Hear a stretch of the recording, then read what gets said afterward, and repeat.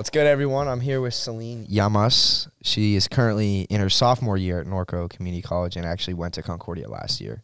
Yep. Pulled up with the matching fit, hat, and shoes. I already know. I don't know if you guys want me to try to show my shoes. There you go. There you go. What advice would you give to someone like me who doesn't have that much drip? Ooh, you should really start looking online. Okay. Because I'm going to just give the rundown on the fit right now. I got my shoes from a year ago. Okay. Sweats were free. Oh, okay. This is from, like, my dad. So, like, 2004, I want to say is when he got it. Around there. All right. Well, maybe start with working, making your own money for that. It does cost quite a bit. That's true. But I got my shirts at Target, though, for the new school year. honestly, you could try thrifting. Oh, I love thrifting. Yeah, thrifting actually goes a good way. I got a couple shorts from there, but. Or try Shein. Shein is everyone clutch. knows about Shein. Shein is really clutch. I got a couple shorts from there, but great website. So I'm gonna take that into it advice, and I'm At least for the jeans and the shirt and this jacket's from Shein. Oh, really? Yep. Shout out Shein. Maybe they should sponsor this video. I think they should. That'd be tough.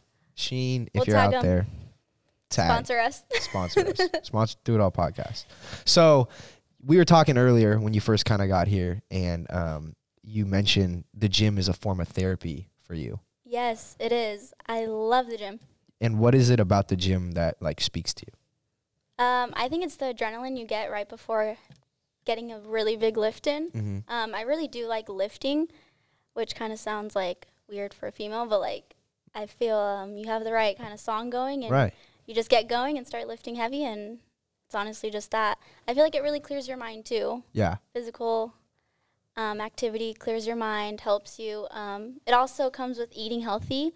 I feel like that also helps with your mental state. Like you just feeling good when you eat healthy and work out. Yeah. And like eating healthy, was that something that just kind of occurred to you naturally, or like were you like, oh, I want to make a change in like the way I eat? Because for me, like I feel like I eat all right, but it's like I got to lock in a little bit more. You know what I mean? No, yeah, definitely. Because when I was coming here last year, I was always eating at the UT. What is it? UTC? Yeah. Yep, that scent. I was always eating there, so it was not natural. Like it was something I had to lock in. Like, okay, for you to actually start seeing changes, you have to change your eating ways for your like gym ways. Right. If that makes sense. No, that makes sense. I always see like it starts in the kitchen. Like I always see like the quick TikToks on like the dudes or whatever, girls who are posting like, we want to get abs. It starts in the kitchen. It does start in the kitchen. Like for me, I was trying more of gaining because obviously like I'm kind of short, kind of tiny. So for me, it really is more of getting a lot of protein in, but not the bad protein, because you can't cut your bad eating out. Like no matter how much you go to the gym, your bad eating isn't gonna go away. It's not going to help you change your body in any way. For sure. Yeah. And when did you say you went kind of all in on the gym stuff, like going 6 days a week like you mentioned? I think it happened about beginning of August maybe. So a couple months now. That's when I really went ham, and I was like, okay, I'm all for it. Like, need to change my ways. What's your split? My split, okay, so Mondays I hit my quads. Tuesdays I hit back and bis. Okay. Wednesdays, glute and hammies. Thursdays, chest and shoulders. Friday, I do leg focused. Okay. Very big leg person. And then Saturday, I do cardio or core. Nice. And then Sunday is rest. Okay. Favorite day out of the week? Has to be leg focused because I'm hitting both my quads, glutes, and hammies. All three of them. I love it. I love it. Would you like... Because you had a background in cheer, so you were on the cheer team here last year at school. I was. So were you always into weights, or was it something that kind of just came upon you in August? It kind of came upon me when school had stopped, actually, because on TikTok, obviously, you see a lot of people getting into the gym, and my sister actually too. She really got into the gym, and I was like, oh my god, her progress was like amazing. She really, like, lost a bunch of weight, too, because she was trying to lose weight, where I'm trying to, like, gain muscle and gain weight. But I saw her progress, and I was like, I really want to, like, try for that. Like, TikTok really helped with that, too. Like, we lifted, but it wasn't really, like, heavy. It wasn't big on that. especially being a flyer, I wasn't really like trying to get my legs too big, you know? And what is that? What's a flyer? A For the flyer people out is there the who don't know. person that gets thrown into the air, and then our bases are the people that hold us from our feet, and then our back spots are the ones on our ankles. Is that scary? Yeah, I actually broke my arm junior year of high school. Yeah. No. That's scary. Yeah, it was like a S. I'm not kidding, two Your bones. arm was like an S? Yes, it was literally How like is it an even S. possible? It was crazy. Wow. Mhm. Did you get like fear like the next time? So you make your full recovery and then you have to, is fly the correct word? Yes, I have And to go back in the air and fly. You have to go back in the air and fly. Were you like tripping or? Yes and no, because I honestly missed it so much. So when I had stunted, it took me a year to start stunting again. And when I did, it like came super natural. And Okay. everyone was like, have you tried anything since before? And I was like, no, this is like my first time back. And it was, everyone's like, no way, like you're doing great, like already. And I was like, thanks, I missed it so much. Right. Yeah. Are you still cheering now at Norco? Yeah, no, or they have a cheer. RCC has a cheer team that Okay. I could have done, but couldn't do that to Conk. Couldn't do that to my team. Feel that. You know, What would you say is the biggest lesson you extracted from your career in cheer? biggest lesson, teamwork. It's all about your team chemistry too. Okay. That's something that's really big. I feel if you don't have that team chemistry, you really can't exceed as like a team. Right. And it's all stunt is very team focused. Like everyone has to be intact with each other. You know. What team moment sticks out to you the most on your journey? Ooh. There's probably a bunch. You can Honestly, name a yeah. couple. There doesn't have to be like the best one. When we went to nationals, actually in Oklahoma, there was one point where everyone just felt so like locked in together, and that is like something everyone needed, because everyone was at first it was kind of like a doubtful moment going into Oklahoma, but then once we were there and all locked in together, that's something that was like really big on all of us. Like, okay, we're gonna go out and like play our best game. Yeah. So. And that's the first time we had fans in Oklahoma, too, for nationals. Oh, okay, nice. So it was, like, amazing, just amazing energy. Do you miss that aspect of, like, being a part of the team and, like, cheering for, like, your school? Which aspect? Just like, being, like, creating the bond with your teammates. Yes. You know what I mean? I just, do. like, all, like, not even just the sport, but, like, the locker room moments where it's after practice, you're all, like, back and, like, yo, that was a tough day today. Like, why'd they have to work us so hard? You know what I mean? I honestly do. I miss that so much. I feel like the coaches were amazing. The teammates were amazing, something I can't really put into words. As a freshman, too, I made a lot of new, like, upper class, like, older people friends, you know? And that was something that was amazing, being able to feel comfortable enough to, like, speak how I felt on a problem or, like, speak how I felt on a stunt. Like, I feel like that is something I missed. Just that bond and having those people to rely on. That's so sick. Now, one of the things you also were talking about was being a big advocate for mental health. Yes, I am big on mental health. Something that I feel plays a big part of it that is social media. I love it. Let's dive into social media because I've been waiting for this topic. Have you? I have. So, social media, it's actually one of the questions I asked on my 90 seconds or less. Chin, shout out Chin. He was the one who answered it. Do you think social media is better or worse for like our world? Our generation? Our generation, our world, Earth. I feel it's both. It's good and bad. Good-wise because you can learn a lot on social media, but also there's always false information. People lie, and I feel like social media just takes a very big toll on your mental health and the way you want to start comparing yourself to other people. I feel like people can act very fake and happy on social media just so other people can see them doing that way, and I feel like a lot of people dwell on that, like, oh, I want to be just as happy as them, like, what can I do? You know, something that people do tell me too in person is, you look like you're living like your best life, like you look so happy, and I'm like, thank you, right now I am, but, you know, we always get those moments that people don't see that you're kind of down, and people don't know that because I feel like everyone's scared to be vulnerable. Right. You know? And you said times when you're down, like people won't see that because maybe whatever, you could post like a picture of you just chilling, right, getting food or whatever, and they assume naturally that, oh, everything's all good, but like there's more stuff that's going on behind the scenes that you don't see. Exactly. So like, how would you get through those difficult times in your life? Something I've really learned to do is journal, and honestly, your tongue is a lot more powerful than you think. So what I mean by that is speaking your thoughts out loud, even if it's just to like your mom or your dad, that has a lot of power on how you feel after a situation. So say you're going through like something really tough and you just start speaking out loud to a friend about it, you already start to immediately feel like those emotions are out. And you kind of feel of like, okay, like this is how I feel, this is maybe how I should handle it. Just really reflecting on what has happened and what you can do. Something I've really gone into is just being more positive minded. A book that I started reading was Success Through Positive Thoughts. Nice. Who's it by? Oh, I can't remember that. Okay, that's all good. I think it's popular though, so if you just kind of look it up, right, it'll come up. But that's something that I believe in too, is the only way to have success and to carry on is to see the positive in things. And obviously that's not always going to happen. People can't always be like, okay, this is exactly what I need to do, you know? Right. You're always going to have like that doubt, but for you to just stay in that doubt isn't going to keep you going, you know? Right.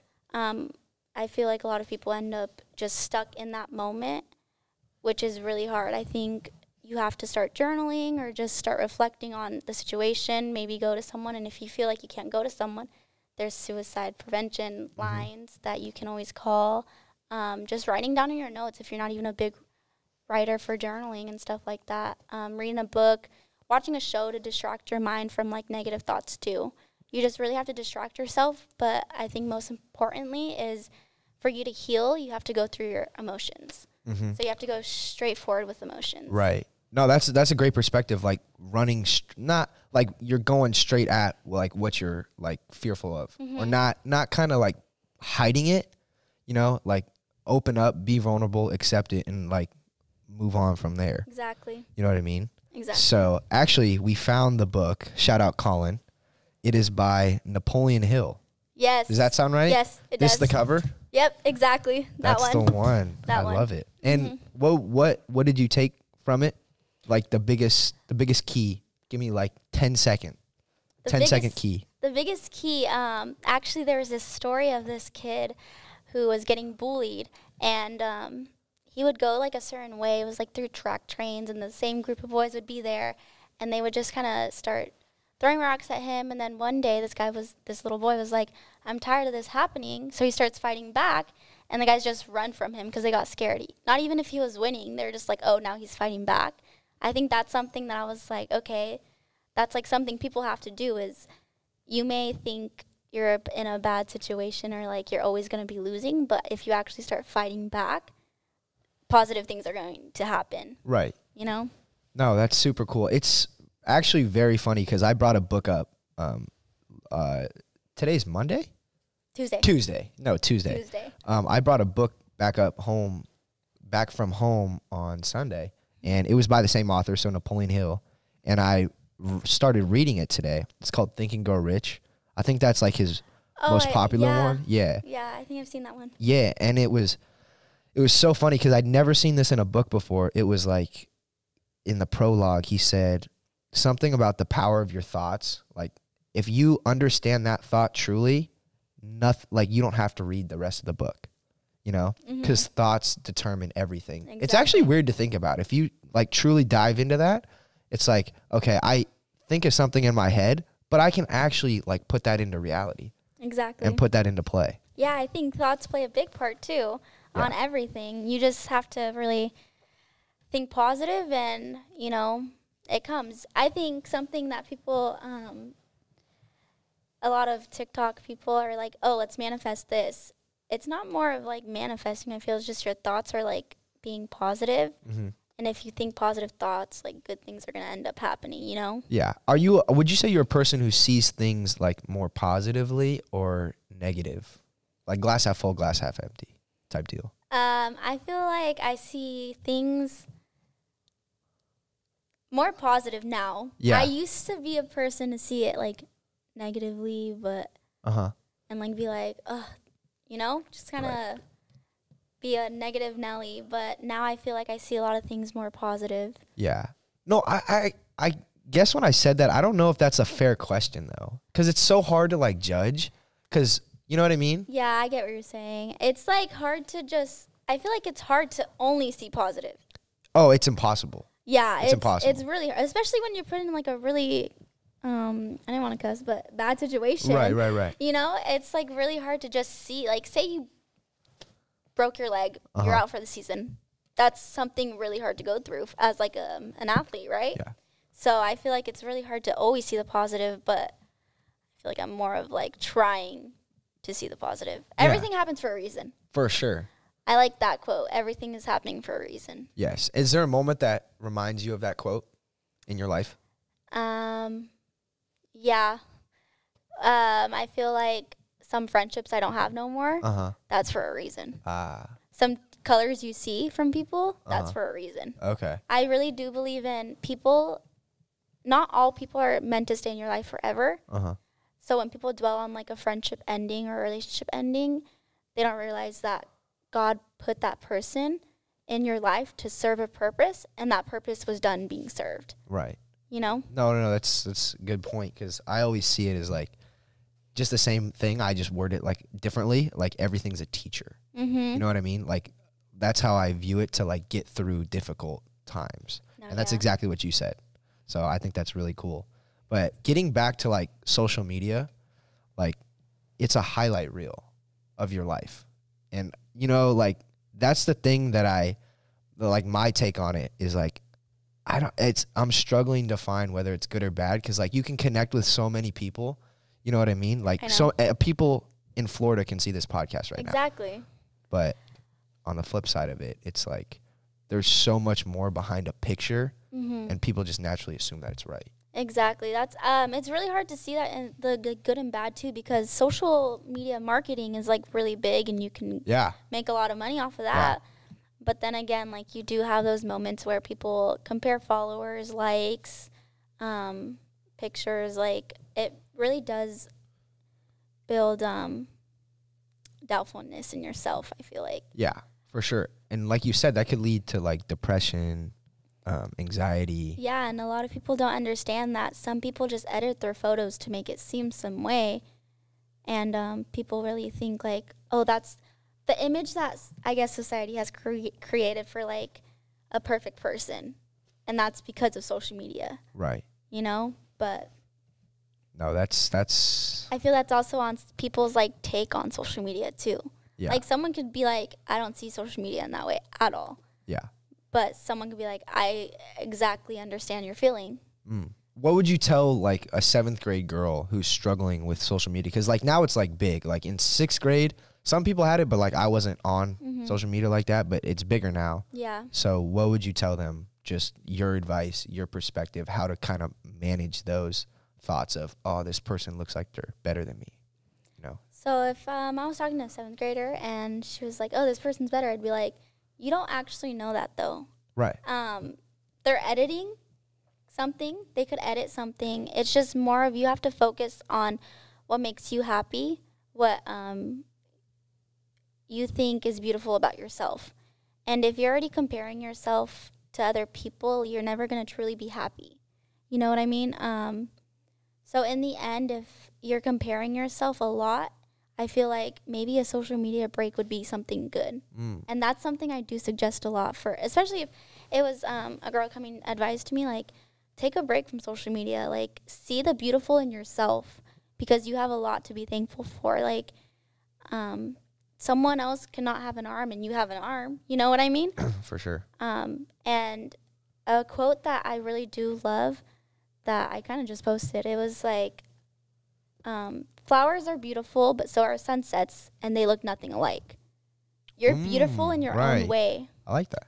So it's like you can't be comparing yourself to these other girls, because no matter what, you're not going to look like her. Like, you're made differently. We're all made differently, you know? Yeah. So. Was there a time in your life where you took a break from social media and it was very, like, a powerful move by you? Yes, actually. I I've taken like 2 breaks from social media, but something I've done that has really like helped me grow mentally. I turned off all my notifications on social media. Okay, nice. So right now I have no notifications on except iMessages for my social medias, and that's because it's like people like to leave their phone and they kind of just wait for like a notification to come, and they're like, oh, and they keep checking their phone, you know? And I feel like that's very like toxic for your mind. Like, just let what's ever happening on social media happen, and like the only real important things that matter is usually a text message, you know? Yeah. So I feel like having your notifications off is so much more relaxing. No, that's a great call. That's how I am too. Like, for one point, I think I still have Snapchat on, but like I'm not good at checking my phone either, because I think like you do have to reply to people, obviously, but like I don't want to be on my phone all the time. Exactly. Because it just gets addicting. Like you just check it just to check it, just because you have nothing to do. Exactly. And I feel like, and then you end up in the car driving, checking it, you know, like people end up like addicted to that. Exactly. And that's how like accidents happen. That's why they have signs, no texting while driving. So Exactly. But big mental health advocate. Yeah. Where do you see yourself going with this topic in the future in terms of like a profession or a career? So right now, my major is for psychology, and it's to be a therapist, not like a physical therapist for like mental health, illness and stuff. I do want to be a really big advocate. So there's something called the Chalk Walk. It's for cancer, and all that money goes for like cancer and stuff. I want to do something like as big as that, where it's all over. You can participate in it, really advocate for it. I also want to try doing a camp for people to like enroll in and just be a part of, and that probably consist of like having no phone for the weekend, you know, just there things, you know, self-care. Self-care is a lot. A lot of people always end up feeling better after self-care, and I do really want to just be big on that and advocate it for people. So I love it. that's what I want to like do in the future, you know, create my own big thing for it. Your own big thing. My own big thing. I love it. I'll title it soon. Oh, we got any titles off the top of your head? No. No. Just had to throw it out there. I'm like, Had to throw it out there. Celine's self-care journey. Celine's self-care journey. So when this is big, Yeah. I'm going to just pull up this clip. Yep. And it's going to be there. It's going to be there. You're going to be like, you see this? I knew about it. Oh, yeah. We were scheming this for a while. Yep. It's just the blueprint right now. Just the blueprint. The prologue. Mm-hmm. The prologue. Put it in terms of books. Shout out Napoleon Hill. Per. All right. So that's awesome. It's a great conversation. I always like to finish with the through it all 3. So first question, tailored to your journey. I got one, so I'm just thought of it. Least favorite lift at the gym and why? Ooh. The least favorite lift. Honestly, probably like chest press. Okay. Like I cannot. What is it? Bench press? It's Bench bench press? press. I cannot bench press. Okay. It's very hard for me. It's really hard for me. Is it with the barbell or is it with the dumbbells? Barbell. Barbell. Okay. No, I feel that. I feel like dumbbells are. I use dumbbells. Colin, what do you use? I use dumbbells. Barbell. He's a big barbell guy. Yeah. That's actually going to be my next question. Okay. Question 2. Do you remember what Colin hit on the bench press today? Colin's the guy behind the scenes doing all the editing and the video, by the way. It was like 3 of me or something. So, like, was it like 345? 325? 305. 305. Close. Oh. Close. Close. You'll get there one day. It's okay. So 2 for 2. Last question. What advice would you give to yourself at your lowest point? Don't stop going. Honestly, you're here for a reason. You have people around you that love you, always support you, even if it may not feel like it right now. It's going to feel like it maybe tomorrow, next week, in a month. You know, time always heals. Time always tells. Yeah. So I would tell myself, get up, go ahead and cry, let your emotions out, but realize that there's going to be a light at the end of this tunnel. Yes. Love it. Love it. Yeah. That's all I got. Huh? Oh. Favorite Disney princess? All right. Oh, my turn for this question. We got one more. Favorite Disney princess? Ariel. Oh, Ariel's a good one. Okay. I think like, I think I said Ariel was my favorite one. Why do you like Ariel though? She's unique. She got red hair. Come on now. Yeah, that's true. She swims. Yeah, she swims, She's a lives mermaid. under the water, can sing. Yeah. And she's a mermaid and a human. I I wouldn't love that. She's 2 in 1. No, that's true. I really like the what's the Flounder? fishes? Yes, I flounder. love that movie. And what's the crab? Sebastian? Sebastian. Oh my gosh, such a great movie. It is a great movie. Man, it's fun. And Ursula. We don't like her, but yeah. She's I'm just kidding. Low-key, She's foul. her song goes hard some kind of. yeah. Her No, s- oh yeah, her when she's at the song bottom went- of the ocean. Yeah, she's That's like, tough. "Poor unfortunate soul." Yes. No, I can't sing, Can we sing it so- real quick? No. We can't get a little sample. No. Okay, My name may be fair. Celine, but I can't sing like Celine Dion, guys. Off rip, that's tough. Okay. All right. So that concludes the episode. Real quick though, on my computer, shout out to Lana for the new sticker. Thank you. If you want one, Venmo her. I can tell you her Venmo if you want. Looks fly. So yeah, you're just gonna sign the board now. Good job. All right. Thank